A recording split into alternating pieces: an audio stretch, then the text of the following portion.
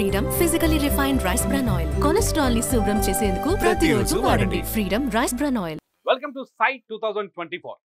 కృష్ణా జిల్లాలో గుడివాడ నియోజకవర్గం ఎన్నికలపై జనంలో ఆసక్తి పెరుగుతోంది.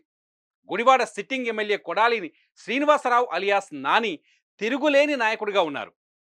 వరుసగా 4 సార్లు గెలిచి గుడివాడ అంటే గుర్తుకొచ్చే నాయకుడు కొడాలి నాని అన్నట్లు మారింది. అయితే ప్రభుత్వంపై వ్యతిరేకత తమకు కలిసి వస్తుందని కూటమి భావిస్తోంది. కొడాలి నాని దౌర్జన్యం, నియంతగా వ్యవహరిస్తున్నారంటూ టీడీపీ ఆరోపిస్తోంది.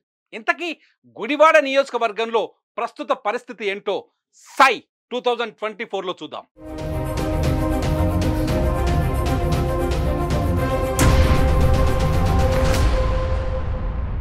గుడివాడ నియోజకవర్గంలో ఇప్పటి వరకు అందుతున్న సమాచారం ప్రకారం మొత్తం ఓటర్లు 2,11,664 మంది ఉన్నారు. ఇందులో పురుష ఓటర్లు 1,01,871 మంది, మహిళా ఓటర్లు 1,09,776 మంది, ట్రాన్స్జెండర్స్ ఇక్కడ 17గా కనిపిస్తున్నారు.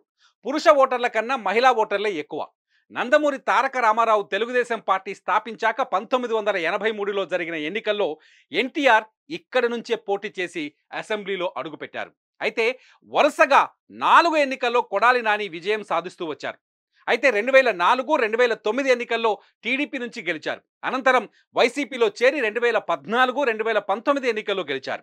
ఈ రకంగా అపజయం ఎరుగని నాయకుడిగా పేరొందారు. అయితే ఈసారి గుడివాడలో టీడీపీ జెండా ఎగరేయాలని సైకిల్ పార్టీ పట్టుదలతో ఉంది. ఒక్కసారి 2019లో ఏం జరిగిందో చూద్దాం.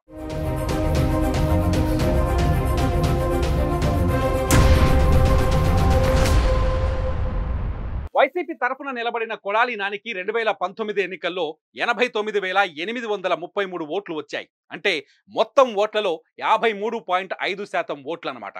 టీడీపీ తరఫున పోటీ చేసిన దేవినేని అవినాష్కు అప్పుడు 70,354 అంటే 41.9% ఓట్లు పోలయ్యాయి. 19,479 ఓట్ల ఆధిక్యంతో కొడాలి నాని ఎమ్మెల్యేగా గెలుపొందారు.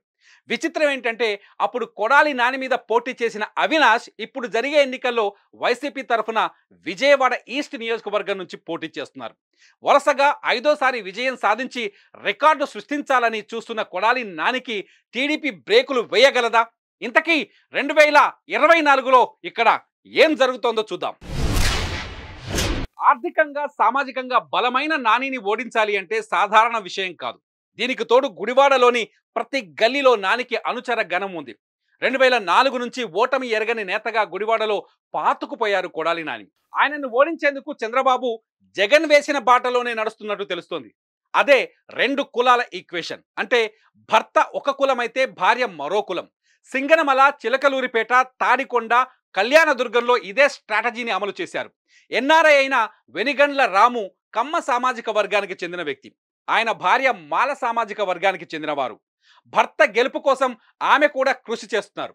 క్రిస్టియన్ కమ్యూనిటీ, దళితులను టీడీపీ వైపు తిప్పేలా పనిచేస్తున్నారు. ఇప్పుడు పవన్ కళ్యాణ్ రూపంలో అదనపు బలం రాముకు యాడ్ అయ్యింది. గుడివాడలో కాపులు, పవన్ అభిమానుల సంఖ్య ఎక్కువే. వీటన్నింటి సాయంతో కొడాలి నానిని ఓడించాలని చంద్రబాబు గట్టి పట్టుదలతో ఉన్నారు.